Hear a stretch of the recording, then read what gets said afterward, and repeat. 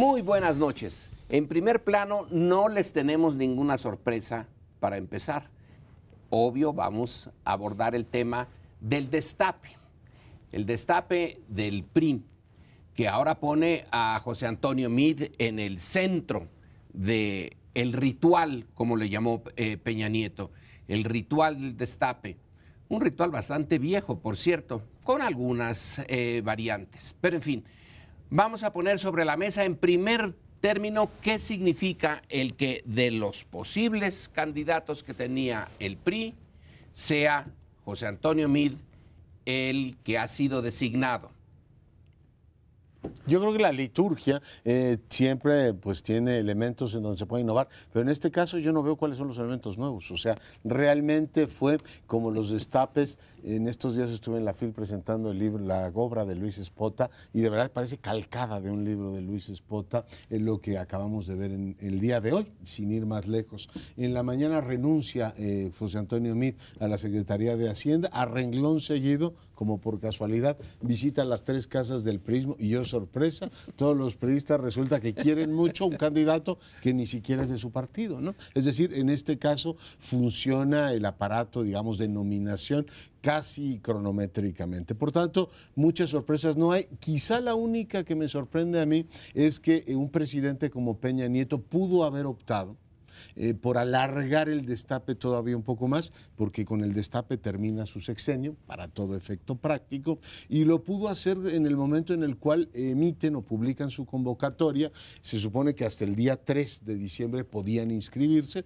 Yo no descarto que Ivonne Ortega C. en algún momento se inscriba y, digamos, legitime el proceso, pero pudo haber efectivamente Peña Nieto optado por pedirle a otro secretario que siguiera el juego de una especie de precampaña, alargar todo diciembre, comerte enero y ya en febrero los periodistas decir, elegimos al señor Meade porque nos ha convencido. No, en este caso fueron por la vía rápida y dijeron, renuncia en la mañanita a las 10:30 y hacia mediodía ya estaba bendecido por los 3 sectores. Por tanto, por la reunión del 18 de febrero ya sale para todo efecto práctico. Lo de Videgaray, ¿no te pareció un elemento un poco novedoso? Me pareció claro que no estaba despistado, ¿no? ¿Saben que lo regañaron? Ahora puede decir, ya ven que no estaba tan despistado como creían.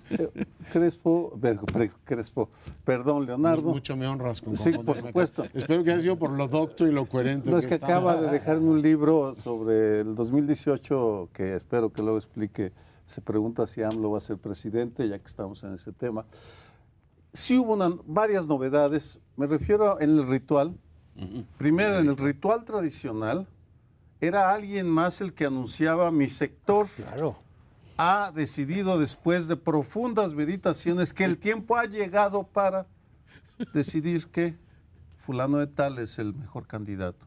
En esta ocasión, José Antonio Meade visita las 4 casas, que es una diferencia, va de una en una reunión además muy diferente, porque antes llegaban los ferrocarrileros con sus matracas, las bandas de guerra, las mantas, la turba a la casa generalmente del candidato, porque llegaban usualmente de madrugada o en la mañanita, para que todo el país se despertara con la novedad. Ese es el cambio.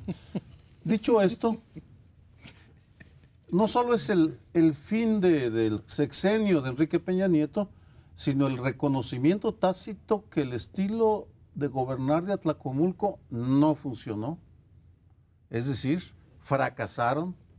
Ellos presumían que ellos sí sabían gobernar y se van con la cola entre las patas con todos los indicadores negativos. Es un presidente que fracasó.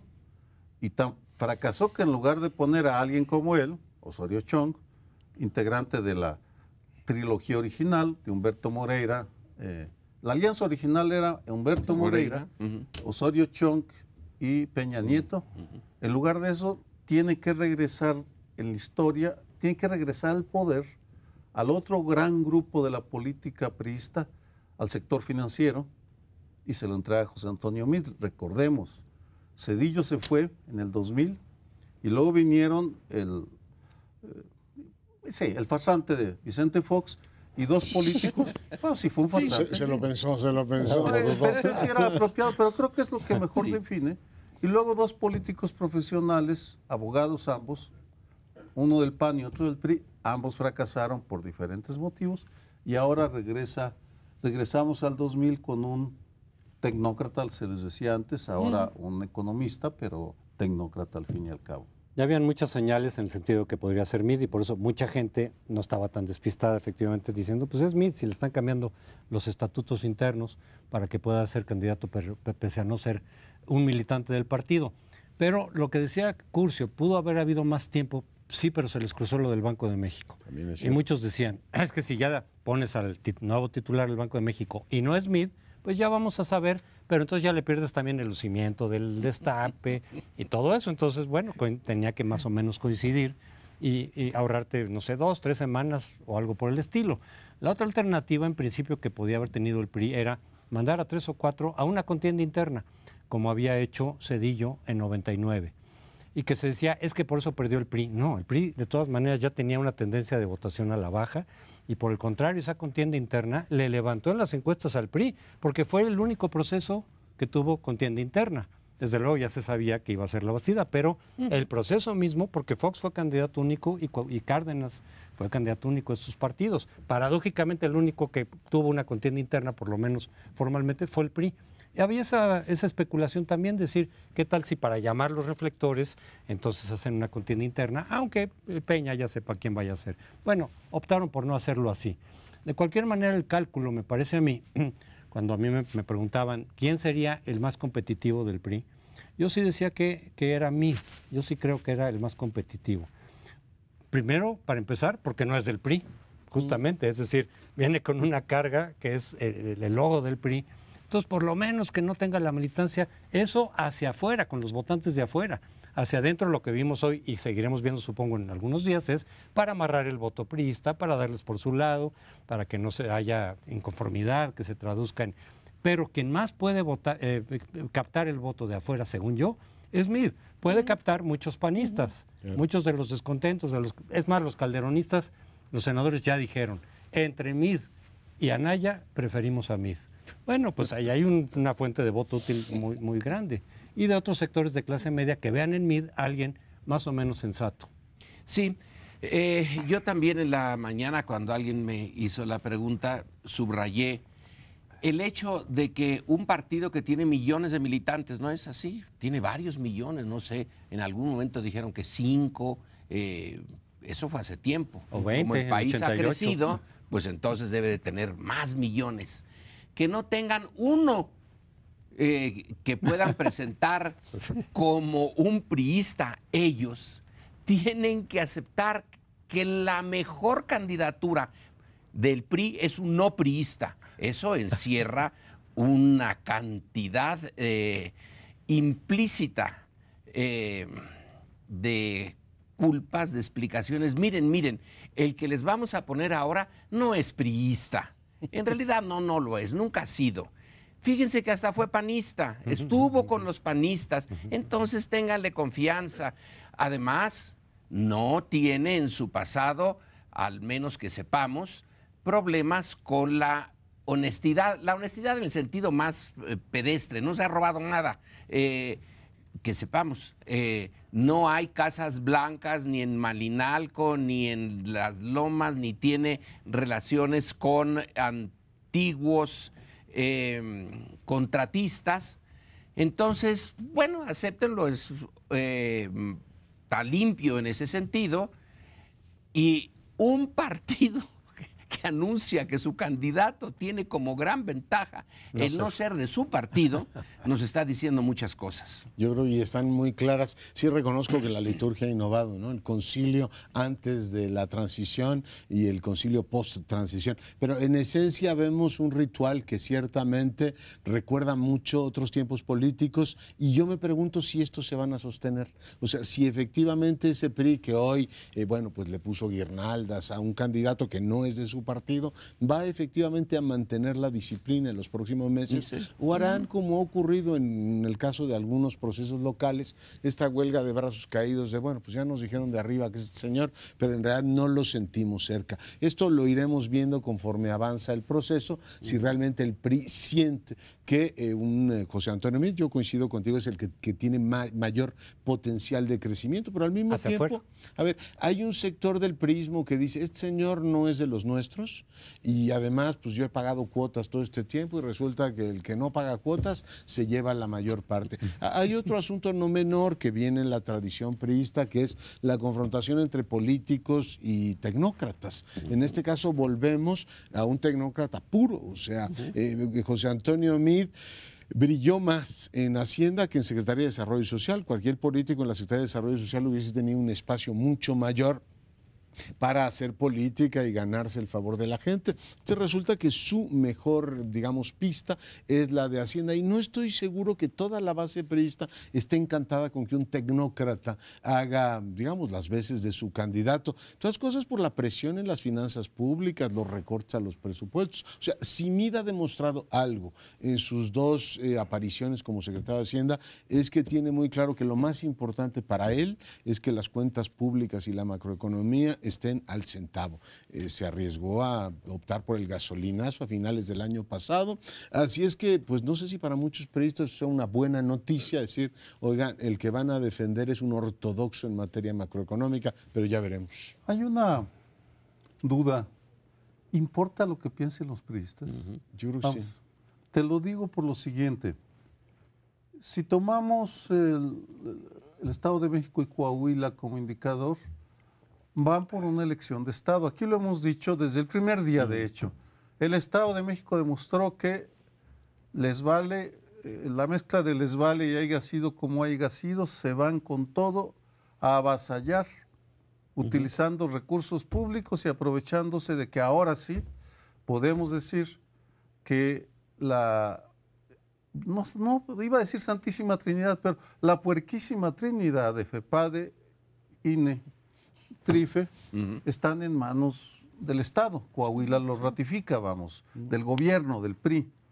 En consecuencia, vamos a ver una elección muy peculiar porque, muy peculiar y al mismo tiempo muy propia de ese México atrapado entre el pasado, presente y futuro, porque tanto Miguel de la Madrid como Carlos Salinas y Ernesto Zedillo, a su manera denunciaron el viejo sistema y siempre se utilizaron del viejo sistema para ganar las elecciones y para gobernar.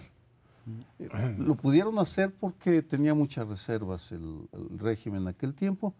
Ignoramos si lo vayan a poder, pero no creo que les importe demasiado lo que sus bases quieran, porque al final les sueltan el billete y pues irán a votar por quien les indiquen.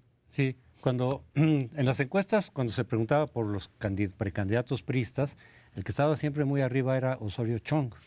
Siempre hasta aparecía en las encuestas más arriba. Meade aparecía verdaderamente abajo. Y hubo por ahí un comentario de Peña Nieto que ya podía haber sido tomado como señal diciendo, no, pero no importa, aunque sean desconocidos ahorita, ya como candidatos, y pudo haber agregado, ya con el aparato del PRI, pues crecen y se pueden volver competitivos, algo que probablemente vamos a ver con José Antonio Meade. Es decir, ya con el aparato y todo, pues el conocimiento incluso de Meade, que es bastante bajo, pues va a crecer en unos pocos meses a partir de hoy. Y la apuesta es al aparato, efectivamente, pero de todas maneras a veces hay riesgos de que algunos grupos voten por otra persona, de brazos caídos. No necesariamente que se salgan del partido y se vayan a militar a otro, que también lo hay, ¿eh? Sí, claro. Ha habido ya deserciones de priistas que se han ido a Morena, sobre todo. Pero los brazos caídos, como pasó en el 2006, no se salieron, se impuso madrazo, pues sí, pero votaron por otro lado. Entre otros por López Obrador. La mayor parte del voto útil del PRI, que fue enorme, fue de 2,5 millones de voto útil, en el 2006. 2006. Se fueron con López Obrador la mayor parte. Bueno, es una posibilidad. Nos vamos, un elogio que hizo Videgaray a Meade, pero que no sé si sabía lo que estaba diciendo, es compararlo con Calles, porque estuvo en muchas secretarías. Calles estuvo en muchas secretarías porque no funcionaban, porque necesitaban a alguien que las echara a andar. Bueno, espérenos tantito, un minutito y volvemos. Bueno, en este segundo bloque les propongo que retomemos dos de los elementos que quedaron sobre la mesa en el bloque anterior. Uno, si el voto priista cuenta o no, o si finalmente van a atender la instrucción que les dan desde arriba o no, y si eso va a ser definitivo en las votaciones del 18. Y el segundo es, ¿cuál es la situación de arranque que tiene José Antonio Meade? A ver, yo tengo la impresión, reúno los dos y pongo sobre la mesa un par de números, un par de cifras para su consideración. A ver, José Antonio Meade entra a esta contienda electoral en tercer lugar. Recuerda mucho al Yunes de Veracruz, el que perdió, mucho más que la elección del Estado de México. Ahora diré por qué. Entra en tercer lugar, pero además el PRI, con 15% de intención de voto, según la última encuesta de Buen Día, entra con un 60% de antipriismo militante. O sea, el 60% de los mexicanos te dicen, nosotros no vamos a votar por esos señores. Hay alrededor de 13 millones de jóvenes que van a votar por primera vez en esta elección. Y todas las encuestas, resulta difícil encuestar a los jóvenes, pero todo lo que sabemos sobre ellos es que tienen un antipriismo y además un antipanismo muy fuerte.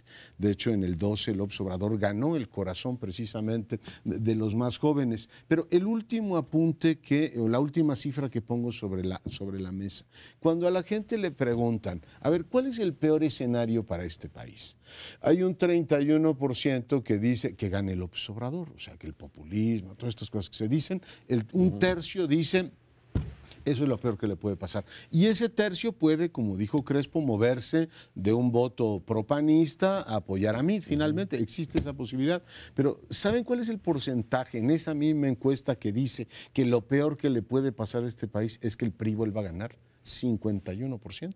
Estás hablando de 20 puntos de diferencia. O sea, tienes a la mitad de la población encuestada diciéndote lo peor que puede ocurrir es que el PRI siga en el poder. Y me parece poco. El desprestigio que han tenido en estos años lleva efectivamente, en el caso de Meade, a tener una tarea titánica. Primero convencer a su partido y después convencer a todo ese electorado que en realidad él no representa una continuidad de un sistema que lo acaba de elegir. O sea, la tarea tiene sus proporciones. A mí me parece poco lo que dices, el 50%. Sí, son los que dicen por cuál nunca votarías y se la lleva la mayoría del PRI. Pero luego, bajo otras preguntas, decir, el 80% no quisiera, como en el Estado de México, que regrese el PRI, que se mantenga el PRI al poder, no que regrese, que se permanezca.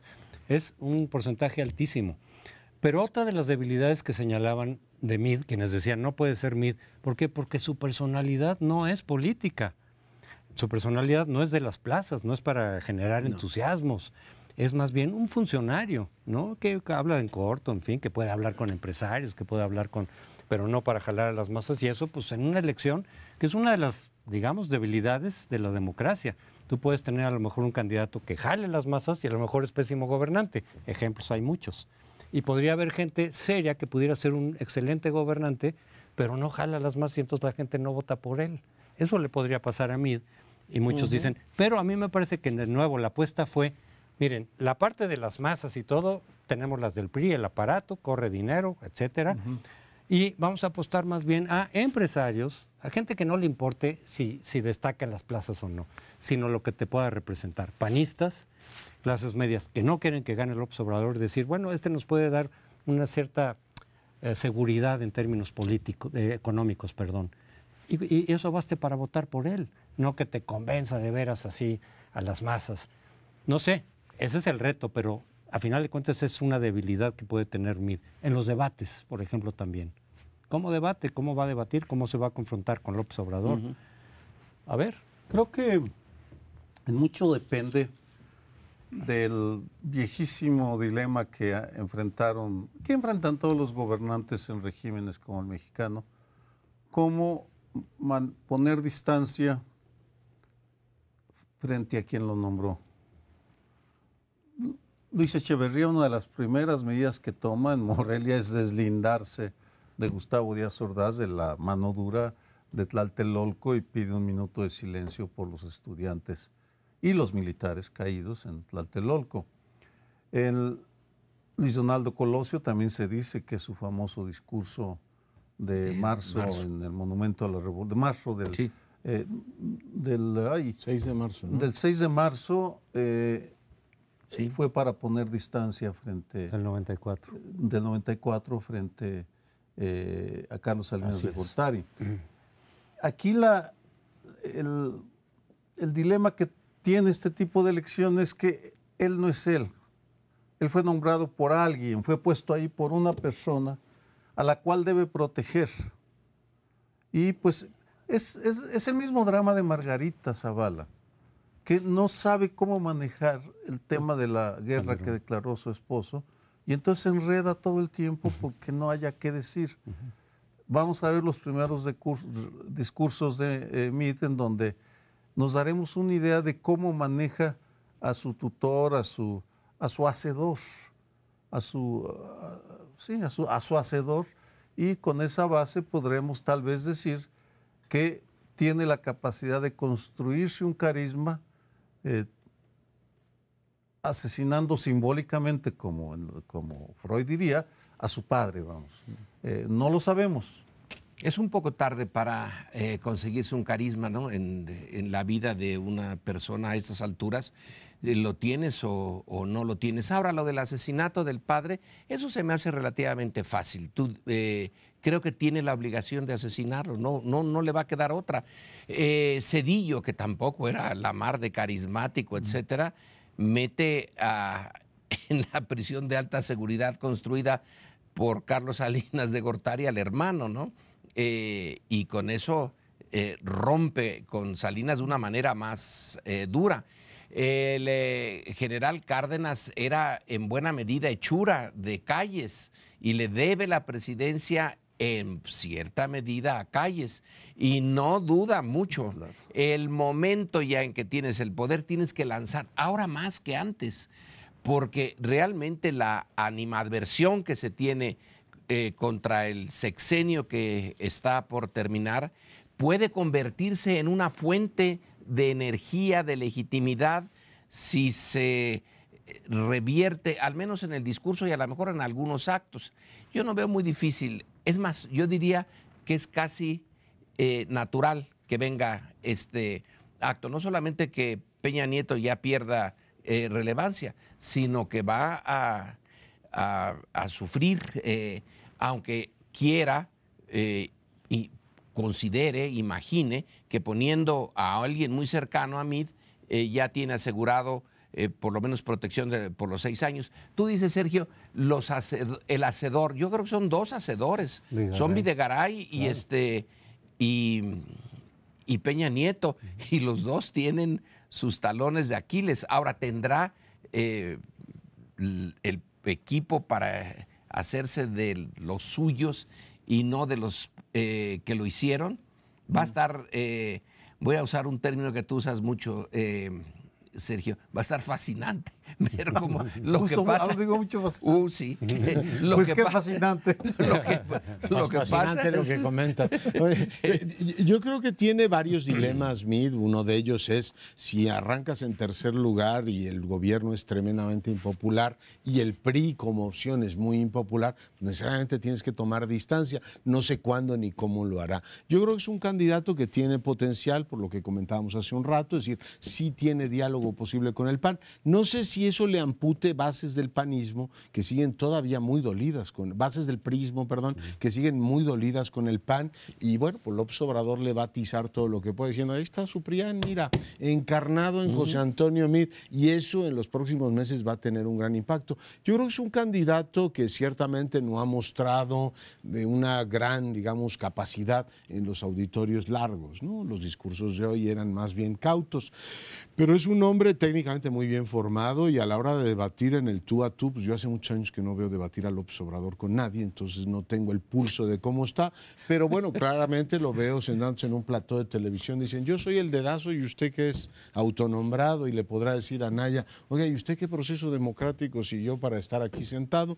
Así es que sí veo que tiene alguna posibilidad en, digamos, ya lo que son los retos del tú a tú, de competir, porque es un hombre pues muy bien formado y que tiene, digamos, esta capacidad de hacerlo. Por supuesto, todo eso está en veremos. Yo tengo ciertas dudas, no de que tenga preparación económica, etcétera, se ha desarrollado ahí, sino que a la hora del electorado, de buscar a los votos, esos discursos técnicos muy bien informados no llegan al gran auditorio.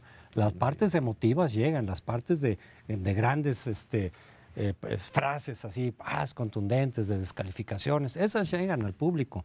El público elector, salvo excepciones, pero en general, no se pone a ver cómo proponen las cosas, cómo las van a conseguir, sino, a lo mejor Mid es muy bueno en el debate en corto para discutir, da datos, da información, pero no estoy seguro que eso sea muy eficaz en términos electorales. Entonces, sí tiene problemas, desde luego.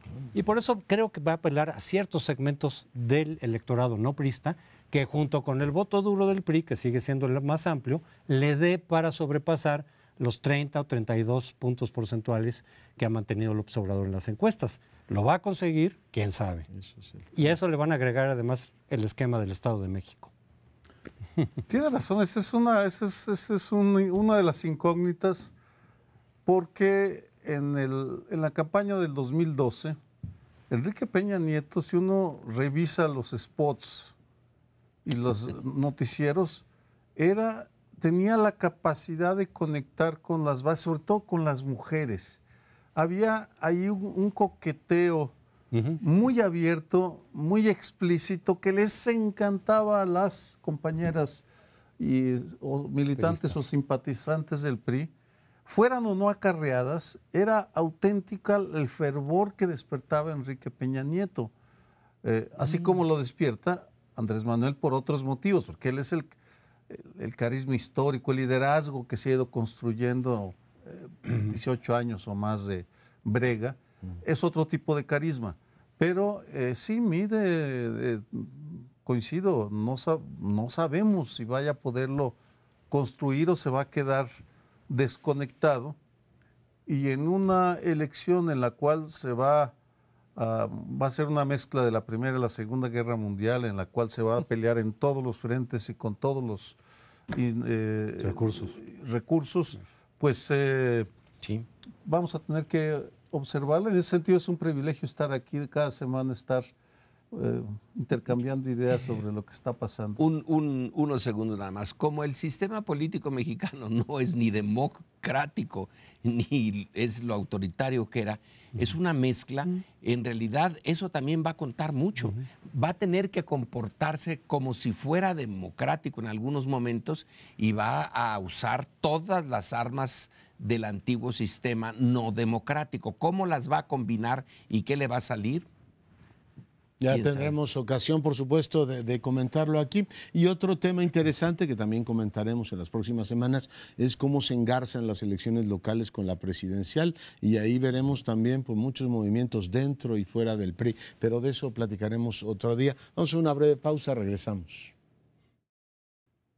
Y mientras el PRI lleva su paso y desde mi punto de vista está haciendo lo que tiene que hacer para tratar de ser competitivo, al frente se le están complicando las cosas enormemente.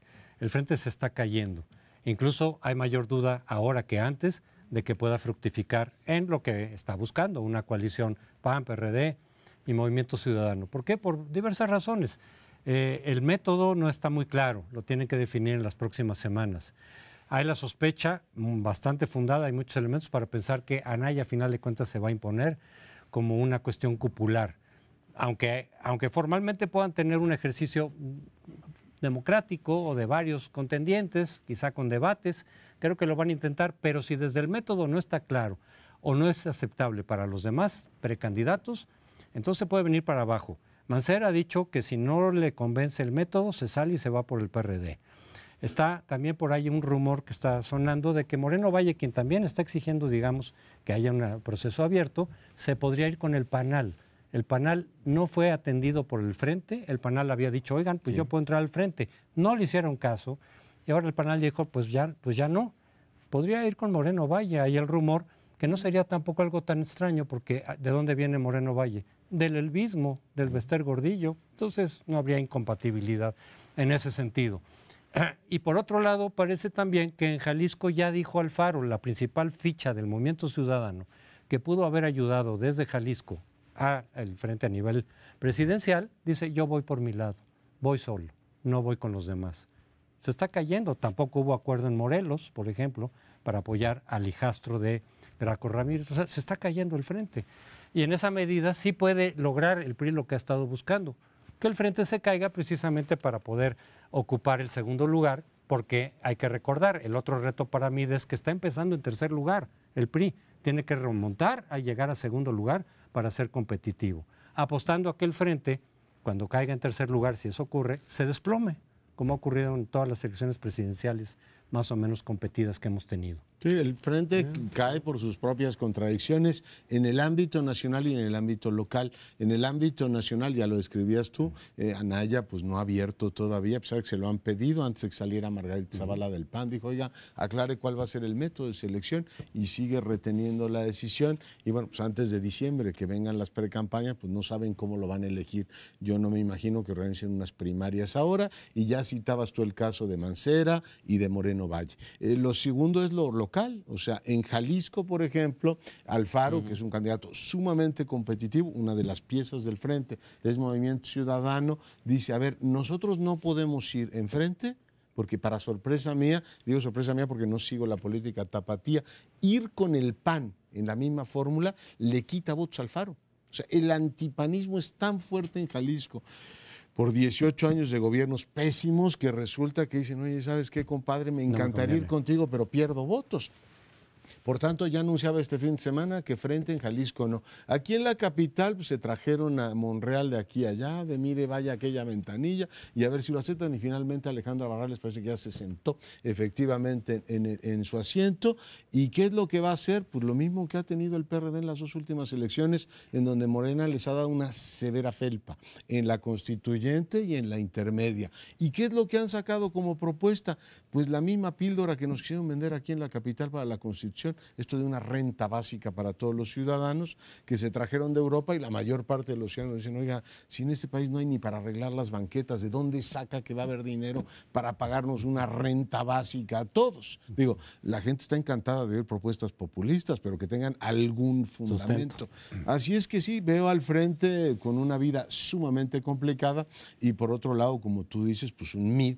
Supongo que también a eso obedeció que adelantaran la candidatura de mí diciendo, a ver, vénganse para acá. Ya los rebeldes panistas dijeron, ya tenemos una capilla donde rezar, y romperle la posibilidad de que ellos sean el polo que confronte a López Obrador, que sigue en todas las quinielas como el primero, ¿no? Y por tanto el candidato a vencer. Pero ¿para qué querría el frente su candidatura cuando llegue a tenerlo? Realmente no para ganar la presidencia. Lo que ha de buscar el frente es pues los puestos secundarios, ¿no? No tener que perder muchos diputados, muchos senadores, quizá algún estado. No aspira, a estas alturas no creo que aspire a realmente a ser competitivo a nivel de la presidencia. Aspira a no dejar de estar presente, y en particular el PRD, bueno, pues a seguir viviendo como se ha vivido hasta ahora, no de presentar un proyecto distinto y querer cambiar el destino de México, sino asegurarse que ellos sigan recibiendo su renta. Entonces, el frente, en realidad, yo supongo que debe de estar pensando cómo aseguro vivir los siguientes 6 años, no con la presidencia, sino que me dejen unos espacios en donde no muera, sobreviva, y luego a lo mejor en el siguiente sexenio poder tener algo más importante. Pues es una posibilidad, aunque el Dorado de Los Pinos tiene una capacidad de seducción tremenda, y algunos de ellos están convencidos. Si tú hablas con aspirantes a cargos tan importantes, se construyen unas realidades alternativas que no tienen nada que ver con lo que está pasando. Y sobre todo, si recuerdamos las primeras encuestas cuando se anuncia el frente, que de repente se hace competitivo, entonces ellos suponen que basta con juntar siglas y elegir a una persona para que se trasladen los votos, lo cual es un error de método que los está llevando a problemas por 3 razones. El método es uno. El método de elección de candidato a la presidencia y de candidatos es un problema, pero en la cúpula hay otro gran problema. No han presentado hasta ahora un programa atractivo. Si uno revisa sus planteamientos sobre la seguridad, por ejemplo, son de una pobreza enorme. Y luego está el tema del carisma, del cual hemos estado hablando. Pues, perdón, Anaya no inspira multitudes, o no me da la impresión que logre motivar a multitudes, da la impresión de un jovencito ambicioso, muy ambicioso, dispuesto a todo. Eso es lo que proyecta cuando uno lo observa. Alejandra Barral es una mujer también muy ambiciosa, se les sale por todos los poros la ambición de seguir ocupando cargos de primer nivel. Quiere ser candidata en el Distrito Federal y pues no ha planteado nada tampoco, ni ha hecho nada para merecerlo, en mi opinión.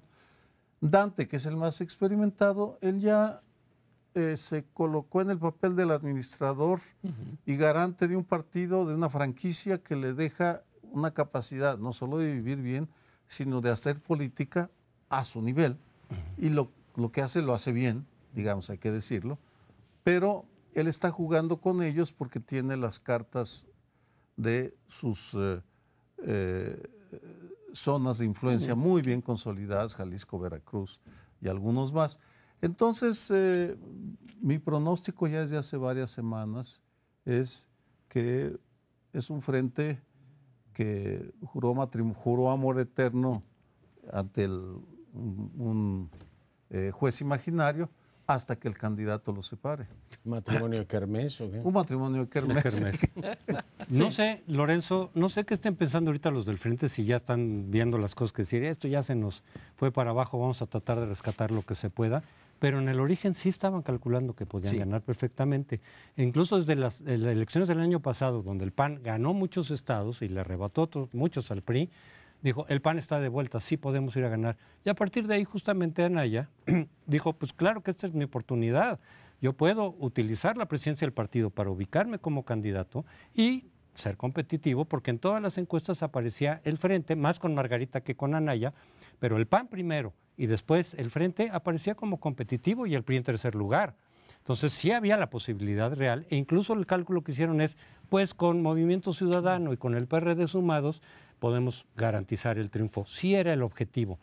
Y por eso también Anaya hizo todo lo que tenía que hacer para tratar de ser el candidato, creo que él va a ser, pero dejando muchos cadáveres en el camino, sin muchas traiciones internas, cerrarle las puertas a Margarita, que era más competitiva, apostar a que no se fuera Margarita y finalmente sí hubo ruptura. Entonces ahorita sí, y en las próximas semanas a lo mejor los del frente ya están viendo que esto se está cayendo. Y entonces sí opten quizá por rescatar lo que se pueda. Una sola observación.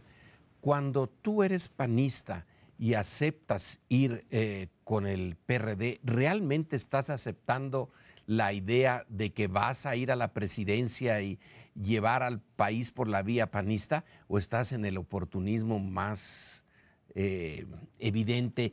Ya no te importa las ideologías, llevar el proyecto panista, sino a ver con quién te unes para seguir. Sí, pues exacto, pero sí era porque sí veían la posibilidad y las ganas de llegar a la presidencia. Y es la réplica, lo hicieron en Durango, lo hicieron en Veracruz, lo hicieron en Puebla en su momento. Esta idea de que complementarse los metían a zona de competencia. Lo que es extraño es que efectivamente el PAN tenía buena posición de campo. Bueno, todavía en las últimas aparece la idea de un frente en segundo lugar, o sea, un PRI en tercer lugar, pero actualmente pues están diluyendo porque realmente veo tres factores. Uno, una Anaya que no logra conciliar las familias panistas y cada vez es más obvio que fractura su dirección y su eventual candidatura.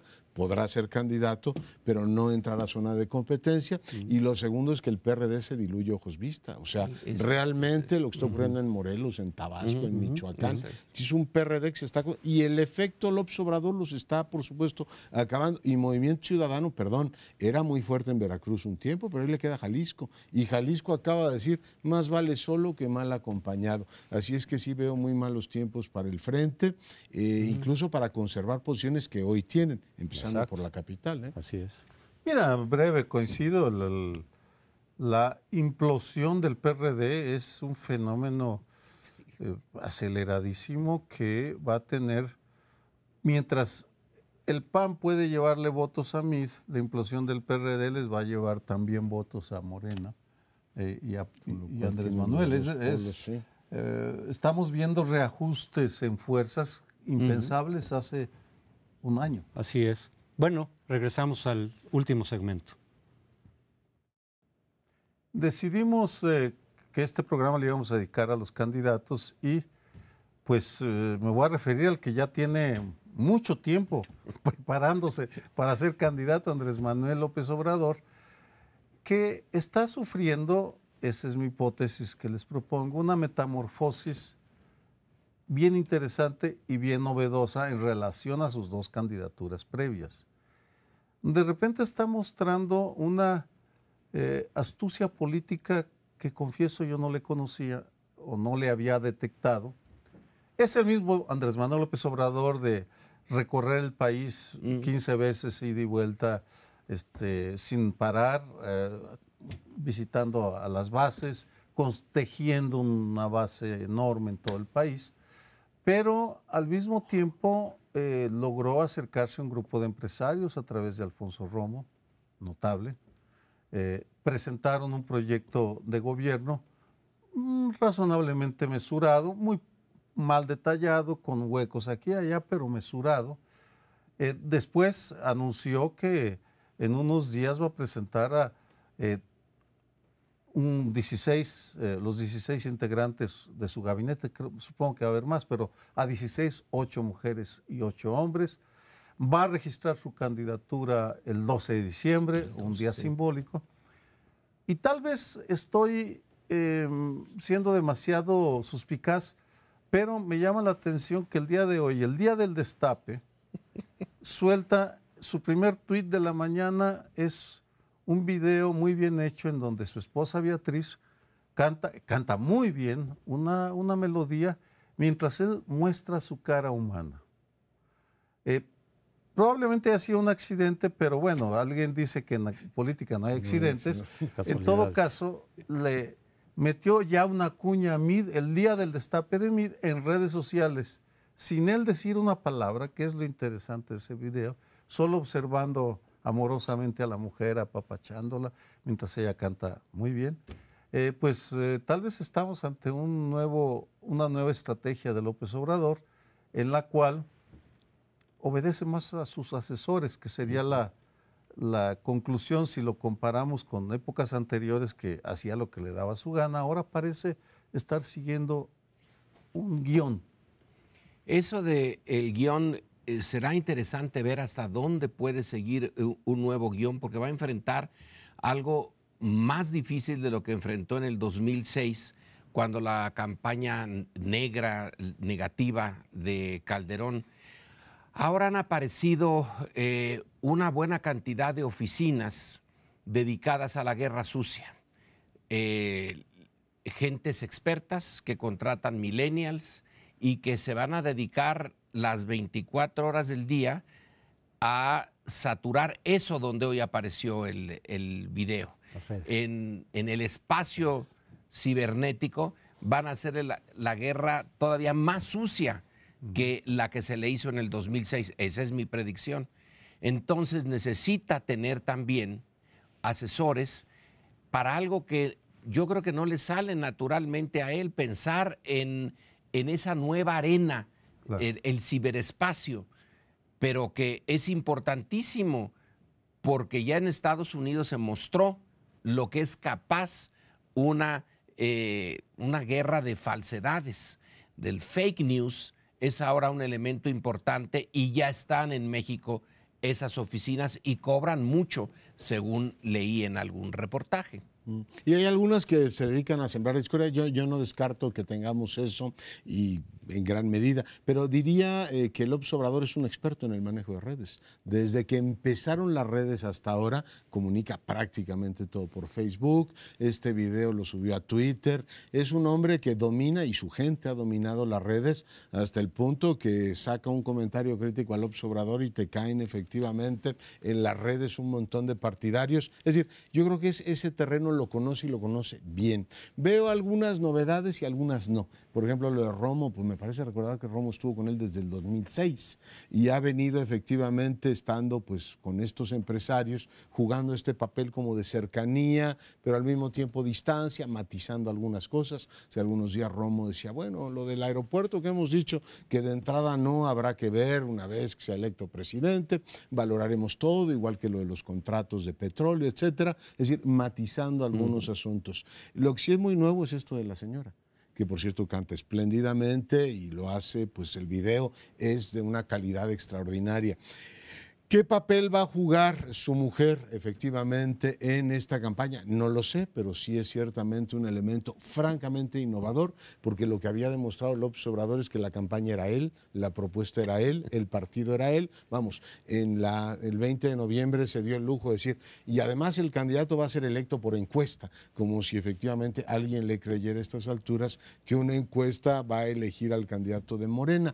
Por tanto, si esto de compartir la estelaridad con alguien más es una cosa muy novedosa y ya veremos a quién nombra, porque ciertamente hay inquietudes en el gabinete en temas cada vez más presionantes para él, como es definir el asunto de seguridad, ¿no? Todos los que estamos pendientes de esto decimos, oiga, y aparte de generar crecimiento y combatir la corrupción, ¿qué va a hacer para controlar prisiones? En fin, todo aquello que hoy es claramente la agenda más importante del país. Romo estuvo muy en contra de López Obrador en el 2006, una pequeña corrección, totalmente en contra, confrontado.